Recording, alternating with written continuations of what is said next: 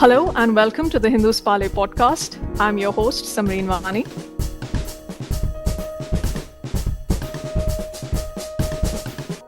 President Trump's reciprocal tariffs might be on hold for now, but this is certainly not the last we've heard of them. And judging by the effect of the announcement on markets, estimates on global growth, and international trade, at least for some time now, uncertainty seems to be the new normal. And this unilateral imposition of tariffs, which Trump is certain will remedy the trade imbalance with many of America's allies and adversaries, protect American jobs, reduce government debt, and strengthen manufacturing. Well, this has been compared to the imposition of the import tariffs by America in the 1930s, which many say hastened the slide into the Great Depression. The difference between then and now, of course, is that there was no multilateral organization that was overseeing or enforcing global trade rules. Now, of course, we have the World Trade Organization, or the WTO, that does this job. Some argue that over the years, many disputes and litigations later, this global trade regulator has gradually lost its compass and is in the need of a massive reform. Now, during his first term, President Trump had threatened to exit the WTO and had called the 1994 agreement that established the WTO as, quote, the single worst trade deal ever made. Now, China, Trump's top economic adversary and the subject of its highest tariffs, has already filed a complaint against the US at the WTO. While it remains to be seen if the top body can prevent an all-out economic war, we ask the question, is the WTO still relevant? Mark Linscott, senior advisor with the U.S.India Strategic Partnership Forum and former assistant United States Trade Representative for South and Central Asia, former Ambassador Mohan Kumar, Professor of Diplomatic Practice at the Jindal School of International Affairs, who has previously served as India's lead negotiator at GATT and WTO, join us today at Parley. I welcome you both. Ambassador Kumar, I would like to start with you first. Has the WTO been sidelined? And do you think the US will pay any heed or any attention to any advice coming from the WTO? Thank you very much for having me on your podcast, Samreen. It's a great pleasure to join the Hindu podcast. No, I have to say the WTO as we know it so far, I mean, as all of us knew it, is certainly gone. And you can say it is irrelevant, and you can pretty much say it has been sidelined. I don't want to say it is dead yet, but the fact of the matter is the WTO was expected to perform three functions. One is a negotiating function. The second is a dispute settlement function, and the third is a trade monitoring function. And I have to say with the greatest of regret that it is not performing either of the three functions. The negotiating function has gone for a 6 since Doha. There is only one multilateral agreement that has been concluded, and even that has not been fully concluded. That's the fisheries. The plurilateral agreement, about which I'm sure me and Mark will talk a bit, is stuck for a variety of reasons. So there is no negotiation going on in that sense. The appellate body or the dispute settlement mechanism is a different story. It started even during Mr. Barack Obama's time. And since then, the US has systematically blocked the appointment of people to this, what would be roughly for Indian viewers, the Supreme Court, if you like. The appellate body is the ultimate court of appeal, and that has no members. So the dispute settlement mechanism has also been rendered completely dysfunctional.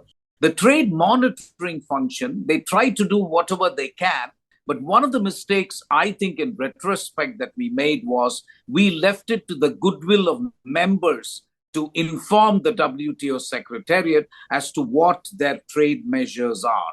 And that is where I think we have a major problem.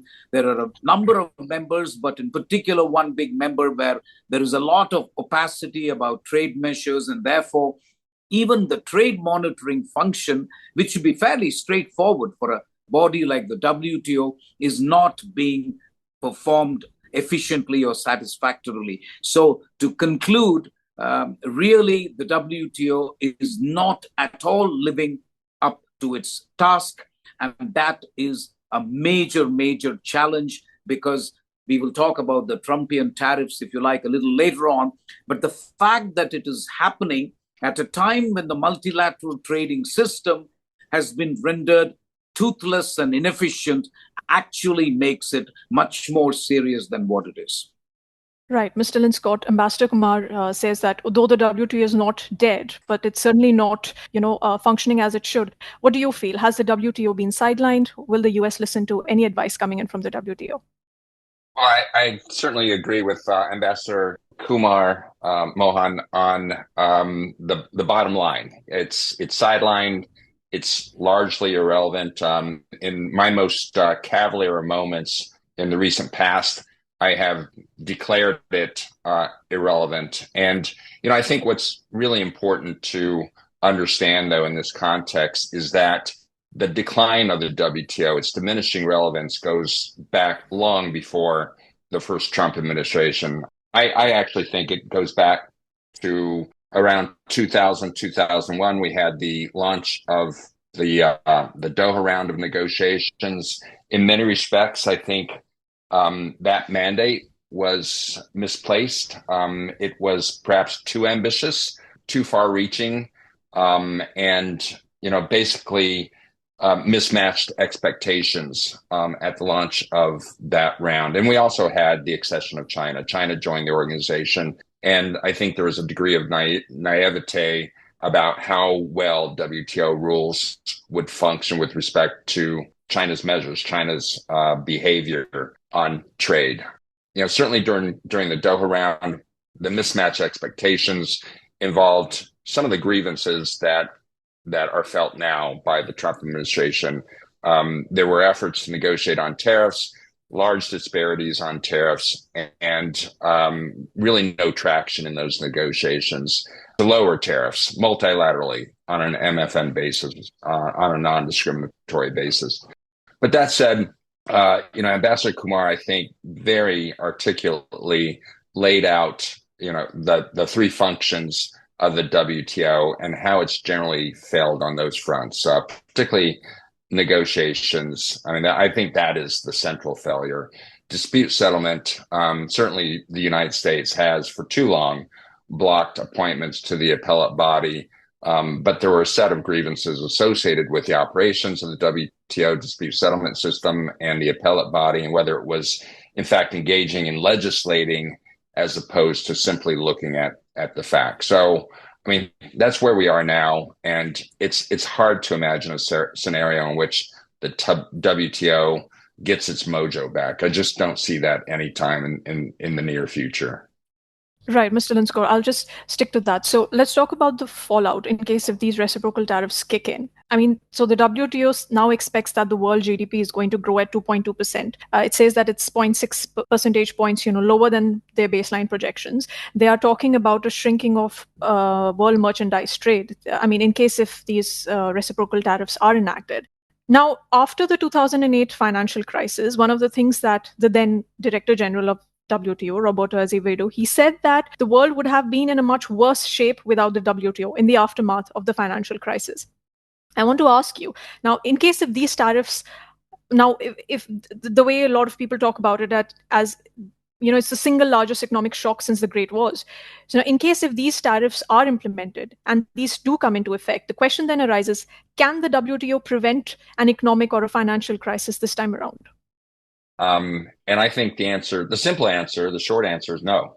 That, the WTO is simply not in a position to, I think, stem any global economic decline, even a very dramatic one. I mean, it simply is not a forum where most of the world's nations can come together and, basically be honest with one another and, essentially find a solution out of that kind of crisis. I can see that happening in bilateral negotiations and regional negotiations and reactions to the U.S. tariffs, in the market's reactions to the U.S. tariffs. Those could put a brake on, the economic situation going into a really bad place. But it won't be the organization, I think, that is coming up with the solutions and encouraging its members to come together for the good of the world and the global economy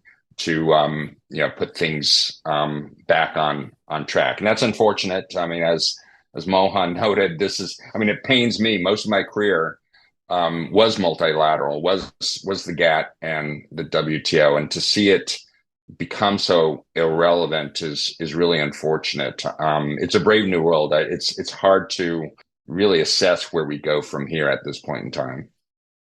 Right. Ambassador Kumar, do you think the WTO could protect an economic or a financial crisis this time around? Mr. Linscott is clearly not sure. What do you think? I totally agree with Mark, actually. I mean, I spent a decade as well, the GATT and WTO, and neither of us is happy to see this happen to the WTO. It's extremely unfortunate. And imagine in February 2025, the Director General puts forward a proposal to the General Council asking them if she could appoint an eminent persons group to reform the WTO, and the proposal doesn't find consensus. And that is the situation in the WTO today, when every meeting of the G20, one after the other, has said WTO must be reformed. And let me spend just a couple of minutes on what kind of reforms. If I can link it back to the three things that I said about the WTO. If you're talking about multilateral negotiations, the basic problem is that consensus or decision-making by consensus is proving to be a problem, frankly. I never thought I would say this, because when this issue was discussed in the legal drafting group, there are two countries in particular which opposed voting. And it's very interesting. Those two countries are the world's richest democracy and the world's largest democracy. Both India and the United States opposed voting and said decision-making should be on the basis of consensus. Very obvious why the two countries said that. So if there is a reform to be done on the basis of decision-making, we will have to find a way to get around the principle of consensus. On the question of dispute settlement, the European Union has put forward a proposal on arbitration, which has again not found universal favor. So, and on trade monitoring, there is no way of forcing countries to actually come up and announce or somehow disclose to the WTO the measures they've taken. Short of doing these three things, I completely agree with Mark. I do not see the WTO as an organization that can now prevent the crisis from happening. And that is the extremely unfortunate situation in which we find ourselves. Right. So there's a question that arises here. Is the US turning more protectionist? Now, some critics have argued that a lot of trade agreements, a lot of free trade agreements already have an element of protectionism coded within them. And in some sense, it already undermines the MFN, the most favored nation principle of the WTO. At this juncture, do you think we have reached a place where there is a complete erosion of the MFN principle already? Okay. Again, I agree with Mark. The bedrock of the multilateral trading system is Article 1, MFN. And please remember, the free trade agreement or the FTA is an exception to the Article 1 MFN. It has to be blessed by the WTO. If you conclude a free trade agreement, you have to intimate that to the WTO, and fine, I concede the WTO has not done a great job in minutely scrutinizing the FTAs, but be that as it may, the WTO still has to bless the FTA as an exception to the MFN. What is happening now through the announcement of these tariffs is that it first of all, in my view, and I don't know if Mark will agree with me, it indicates the US's final withdrawal from the WTO system, frankly. It says, listen, we've had enough of this. We are not going to go by MFN. And this is the key, most influential players saying it. It's not Outer Mongolia or Mali saying it. It's the United States of America, the most powerful economic players saying it. Second, it introduces tremendous uncertainty. If you're going to have each country has 10 to 12,000 tariff lines, and if those tariff lines are going to be revised, and each country, at least 60 of its partners, are going to have different MFN tariffs on different commodities, then it introduces tremendous uncertainty for traders.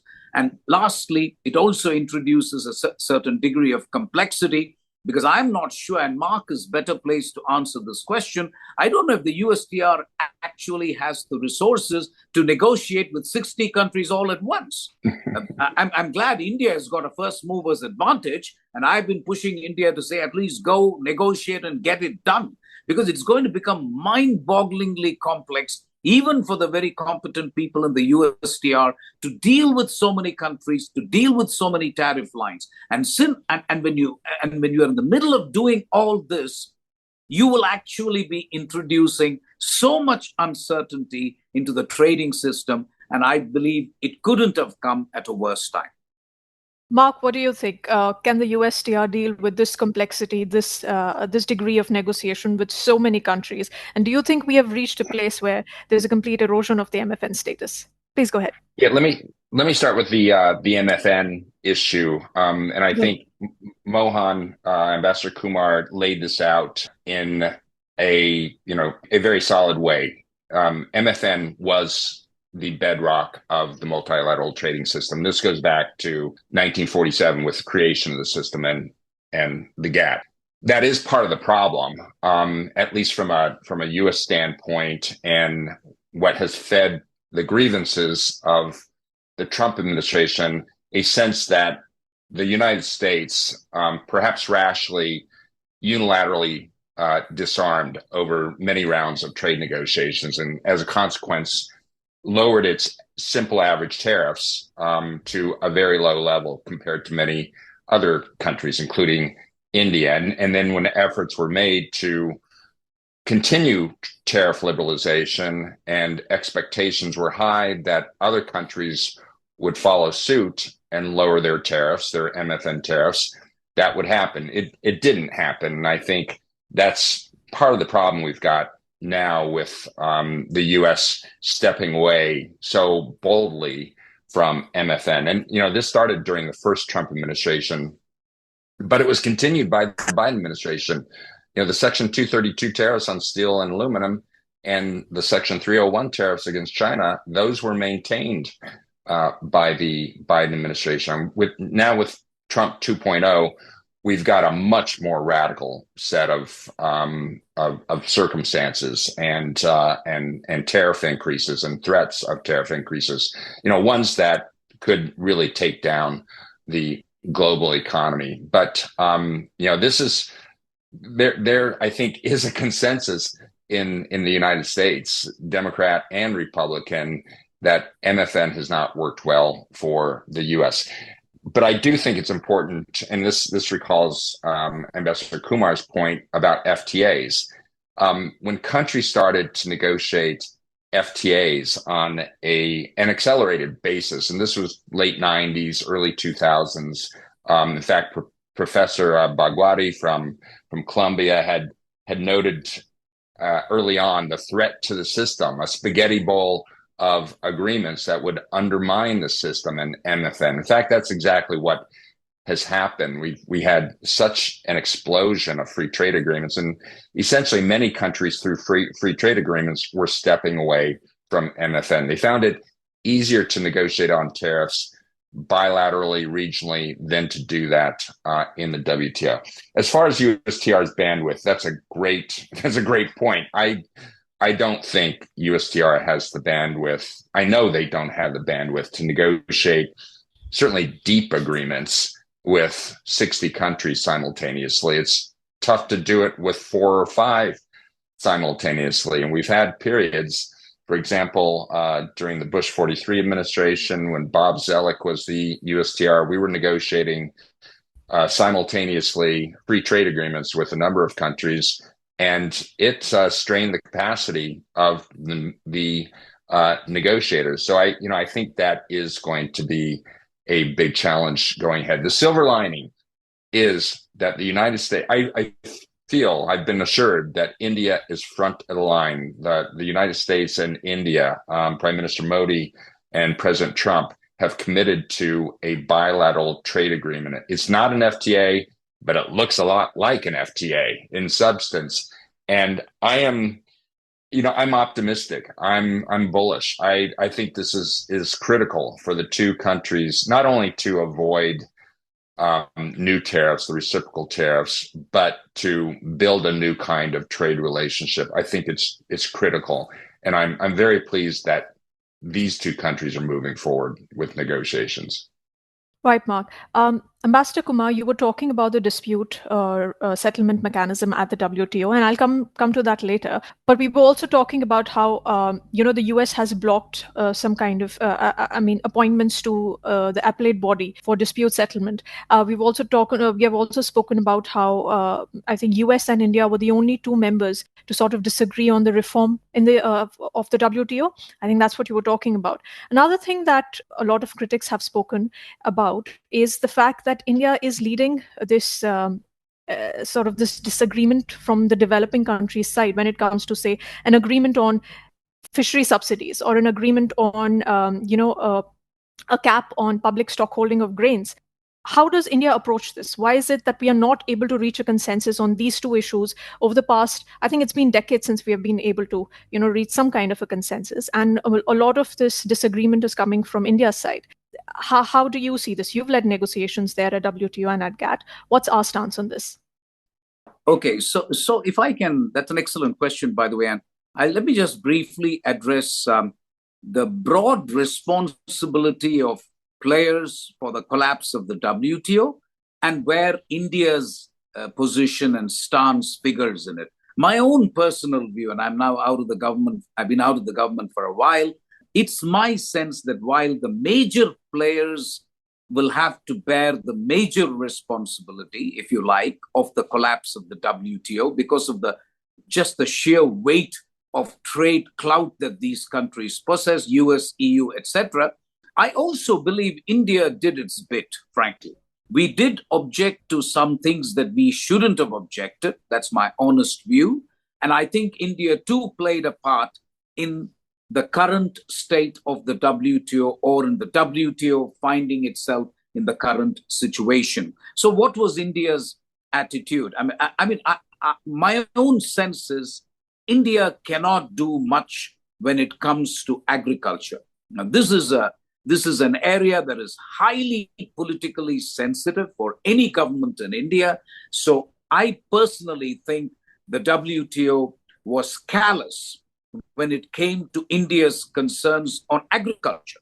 I'm not talking about the other positions that India took, by the way. I'm only talking of agriculture and the minimum support price, because allowing US and EU to subsidize so much over the years, to tell India now, which is merely feeding itself, to kind of say that, listen, you cannot do more than 10% of the value of production of a particular commodity, although that is the rule that we agreed in the Uruguay round. I concede that.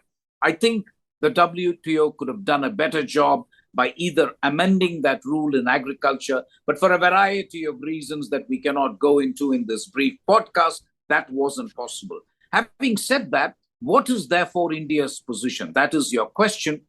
My sense is that India finds itself in a situation where it does not want to negotiate labor standards and environmental protection in the WTO, but we are okay to discussing this bilaterally with the European Union, with the UK, and maybe even with the United States. This is the situation. You can ask why India is not negotiating this in the WTO context, but is happy to do it in the bilateral, not happy, but anyway, forced to do it maybe in the bilateral context with EU and with UK. But that the only explanation I've heard is from a former Commerce Secretary who said that, listen, we want to have a certain degree of comfort doing this bilaterally, and then when we are comfortable with labor standards and environmental protection, we will then be able to do so in the WTO context. But the fact of the matter is, I think India has been one of the last countries to kind of jump off the MFN bandwagon. We were not the first to do it, but that does not change the fact that we have now also jumped off the MFN bandwagon and we are doing things bilaterally. So with that, I think you could say in many ways that the last nail in the coffin, if you like. So that is why I think the WTO as we know it is dead. and WTO has to reinvent itself. It has got to go back to the drawing board. I don't know how that is going to happen. But if that doesn't happen, I see a road ahead where WTO will just languish and may even find itself completely irrelevant to the game that is being played in the context of trade. Right, Ambassador Kumar. Mark, what's the view in Washington on India's, opposition to sort of these coming to an agreement on fishery subsidies or on agricultural subsidies? What's the view in Washington on India's stance there? Yeah, in fact, I think this is it was probably inevitable that as we go deeper into the conversation here today, that some differences of view might emerge between Ambassador Kumar and myself, and certainly this issue of agriculture domestic support. There is a very different U.S. view than the Indian view, and to what extent the developed world was ignoring the sensitivities and food security concerns of many developing countries, and in particular India. And I think that is in particular India. There are many other developing countries who don't necessarily share that view, who in fact have concerns about minimum support prices, MSP, and whether that is something that should be encouraged in the WTO, or that there should be better efforts, or should have been better efforts, to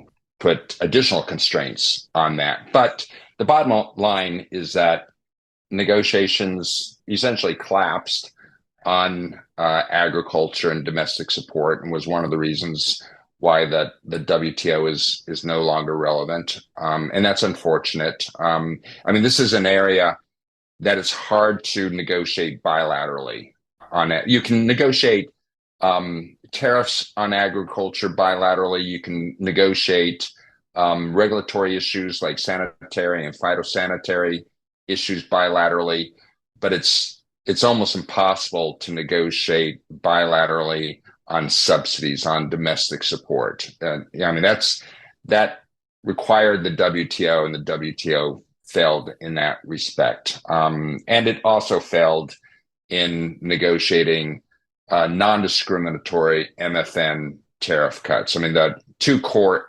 areas for negotiation in the WTO, it found itself lacking to do that. But that said, I think that, the WTO, it's dead as we know it in many respects, certainly on the negotiating function, dispute settlement. The organization is still potentially relevant in framing issues, emerging issues, digital trade, et cetera. There may still be potential to negotiate plurilaterally subgroups in the WTO at the outset. I think Ambassador Kumar referred to a joint statement initiative on e-commerce, which has had its ups and downs over the years, but they're still making efforts to negotiate in these areas. And perhaps the WTO can find new relevance. Fishery subsidies was an extremely limited success, but it's progress.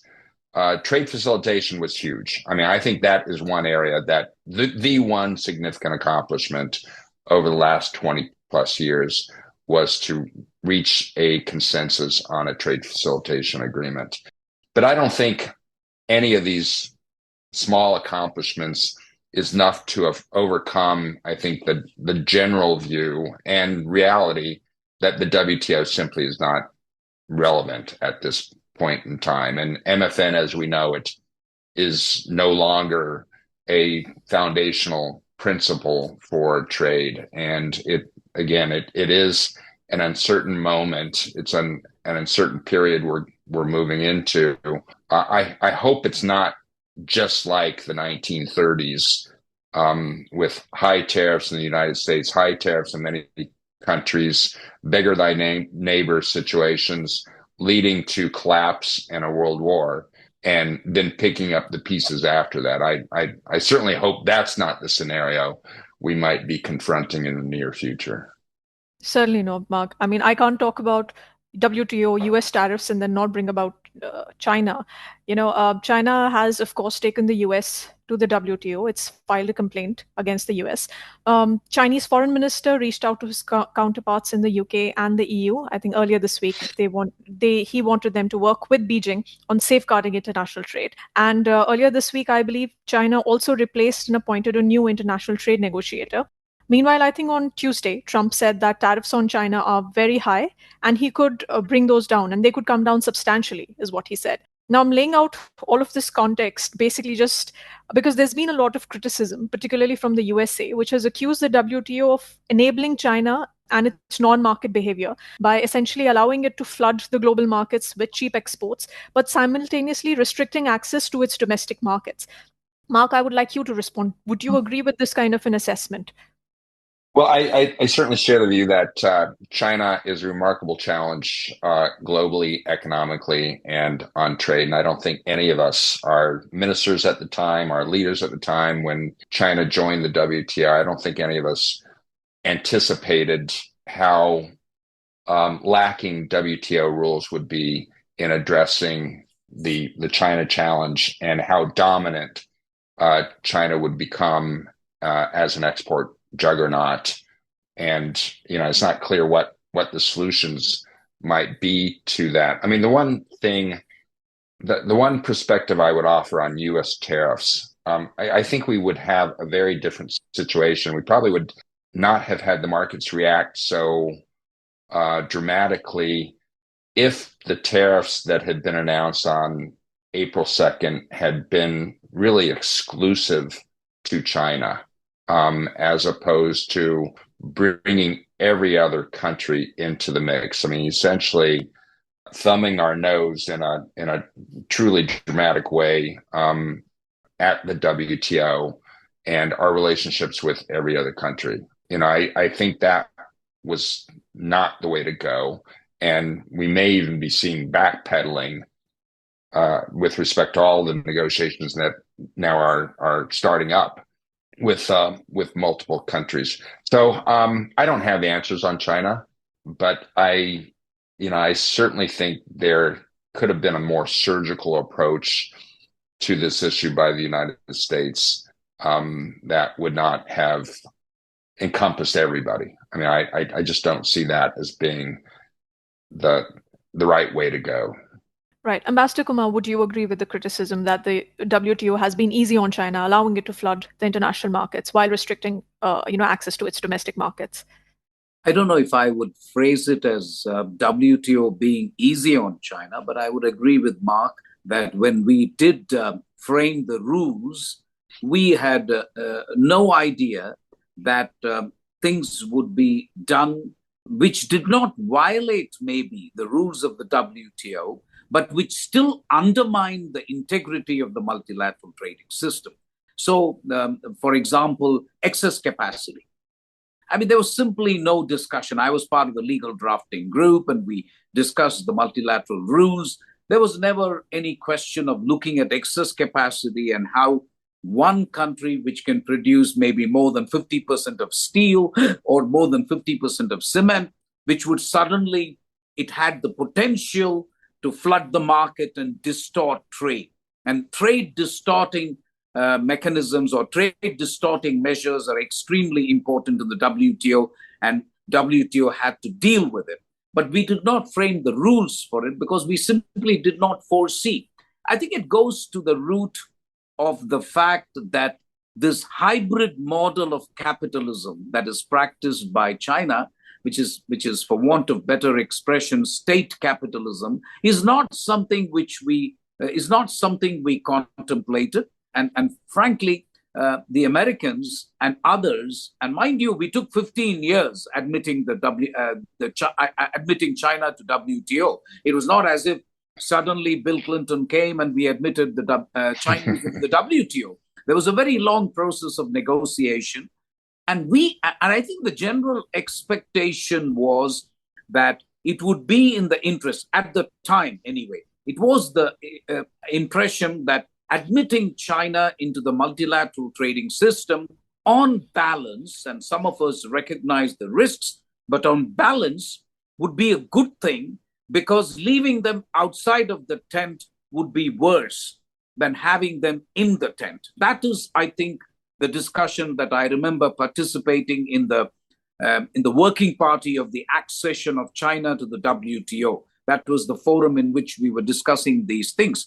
There was also an expectation on the part of the Americans that once they joined the WTO, that they would fall in line with the rules, more or less, which were, prevalent, and that it would also lead to other things like political liberalization, etc., etc. Now, in retrospect, it's fair to say that many of those expectations were not fulfilled. And now I think the situation is such that we don't know how to deal with China, to be honest. I think my honest impression is nobody has a clue because, the United States, and even if you see the tariffs imposed by President Trump, you could actually divide them into two. One is with regard to China. And what President Trump is trying to do is China's share of world manufacturing is 32%, whereas the US share of world manufacturing is 16%. And President Trump is trying to reverse that. You can argue whether tariffs is the right way to go about it, but I think this is what he's trying to do. Secondly, even with regard to GDP, United States is 26%, but China is very close, 19%. Of global GDP. Having said all of this, the one silver lining that I see is that the share of global imports by United States is 13%. So in many ways, 87% of the trade is okay, you could argue. It's the 13% share of the global import market of the United States that is being addressed by the US by the imposition of tariffs. The problem is, as Mark hinted, if all countries start doing it, then I think you are 2/3 of world trade, the WTO says, is either MFN or 0%. That will begin to get affected. And then you have a multiplier effect, a domino effect by which trade collapses. I've said so earlier, and I will say it again. I'm thinking a recession may be possible, but not a depression.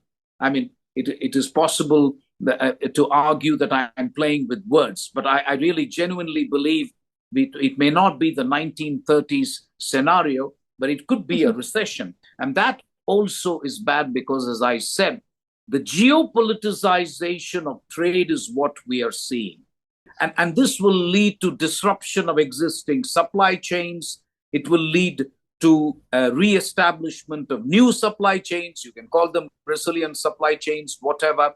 And then you will also see that at a time when inequalities within countries and inequalities between countries are rising, you will have this kind of a recession, and that cannot be good news. So that's I think, where we are at, frankly.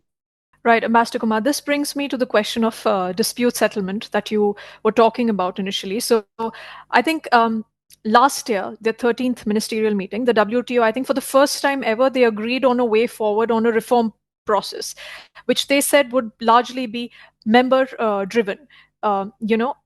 So the developments of the past month, reciprocal tariffs from the US, then of course tariffs from China. Do you think this has put a spanner in the works for the reform process, or do you think the reform process is still going to go ahead? What's going to be the state like of the WTO before the next ministerial meeting in next year? I think it's due next year. So what's it going to be like? I think you have to separate the issue of imposition of tariffs by President Trump with the reform process of the dispute settlement mechanism that is happening in the WTO. I think the most important player, that is the United States, in my view, has some legitimate issues with the way the appellate body function. It takes me back to the shrimp turtle issue, in which, incidentally, I was India's negotiator, and I argued the appellate body had overreached. India argued that the appellate body had indulged in judicial overreach. That argument is the same argument now being used by the US. But of course, in the case of the US, there are a lot of cases in which, because there has been a legislative vacuum in the WTO, there are no negotiations happening. So I think if you look at it objectively, I think that the US has a point when it says the appellate body overreached. The problem I have is that following that, I think the United States could have sat with players of the WTO and addressed the issue of overreach. Because my problem is that we had achieved a balance of rights and obligations in the Uruguay round with the two-step process of dispute settlement mechanism. That is a panel stage and an appellate body stage, and with no further appeal possible for any player. If you are going to change that, I think it's fair to say that a lot of members will feel that my balance of rights and obligations have changed. And if that changes, then it's only a matter of time before other countries start reneging on other obligations. So the right approach would have been for the United States, while I think they were well within their rights to say that the appellate body overreached, and in a couple of cases, my sense is they did overreach, then they should have just sat with others and found a way out. And a number of, David Walker, I think, was one of the ambassadors who had a Walker process where I think some sensible proposals were made. Now the current situation is the EU said, let's have something without the US. And they floated an arbitration procedure. I can only speak for India. We did not participate in that. When I asked around why we did not participate in that, there was one legitimate response by people who belong to the government. They said, listen, half our cases are with the United States. If the US is going to stay out, what's the point in us joining the mechanism? So the US is an important player in the context of dispute settlement, both as a plaintiff and a defendant. So if the US is left out, other countries like India may simply not be interested in participating in a process. And by the way, India and the US in a bilateral negotiation managed to settle all the WTO cases. And this was a couple of years back. So we are not doing too badly in terms of talking to the US and trying to settle our cases. All the WTO cases were settled with the United States. So India did not have a further incentive, if you like, to spend its limited political capital on the reform of the dispute settlement mechanism. You have to recognize that India is a small player in the context of the WTO. We have a potential market, and we use it as leverage in negotiations. I would be the first to accept that. But the fact of the matter is there are much bigger players in the WTO. I think the bottom line, therefore, for India is that our limited capital will be spent on things like the MSP and agriculture, which is much more important for India than the issue of dispute settlement. So we just left it by the wayside, and other countries, I think, picked it up. And there is, as you say, a reform process going. But my sense is, if I were to interpret the previous USTR Lighthizer, and I would be interested in Mark's remarks, Robert Lighthizer hinted that he would be quite happy to go back to the GATT dispute settlement with no appellate body, one-step process. The US will decide whether it can accept something or not and rely on bilateral negotiations to kind of deal with the issue. Now, my problem with that is India, I think, may do okay. We have good relations with the United States. There is a strategic partnership. And after all, we have managed to sort out most of the dispute settlement cases. But imagine a country like Trinidad and Tobago. And if they were to have a case with the United States, what would happen? That's my question.